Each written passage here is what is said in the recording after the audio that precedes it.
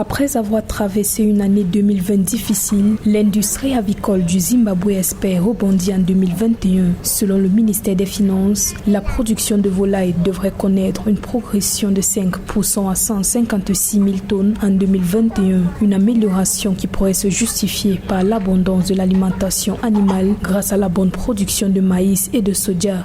Les performances de l'industrie avicole au niveau du Zimbabwe, à mon sens, sont le résultat des mesures courageuses qui ont été prises par les pouvoirs publics zimbabwéens à l'effet non seulement de faire face à principalement ce qu'on pourrait appeler les effets négatifs du coronavirus, mais en même temps à utiliser rationnellement les ressources humaines. Les pouvoirs publics zimbabwéens ont axé leurs efforts sur la rentabilisation de cette ressource humaine qualifiée mais oiseuse, mais en même temps, on l'a orienté vers un secteur où le cycle de production est très court, notamment le secteur avicole. Et à mon sens, donc, les résultats sont ceux que nous connaissons, c'est-à-dire faire en sorte qu'on soit à plus de 157 000 tonnes.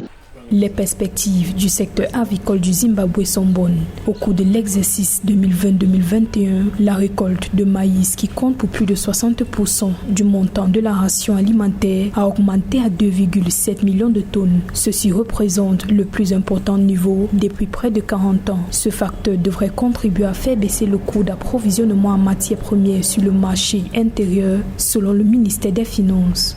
Avec le bon approvisionnement du marché intérieur, le gouvernement s'attend également à une reprise de la production de poussins d'un jour. Celle-ci avait en effet chuté de 73,4 millions à 71,4 millions d'unités en 2020, avec le déficit dans l'alimentation animale qui a fait flamber les prix et les coûts de production. Au Zimbabwe, l'aviculture est l'un des principaux moteurs du secteur de l'élevage et la production avicole est assurée à près de 75% par les petites exploitations.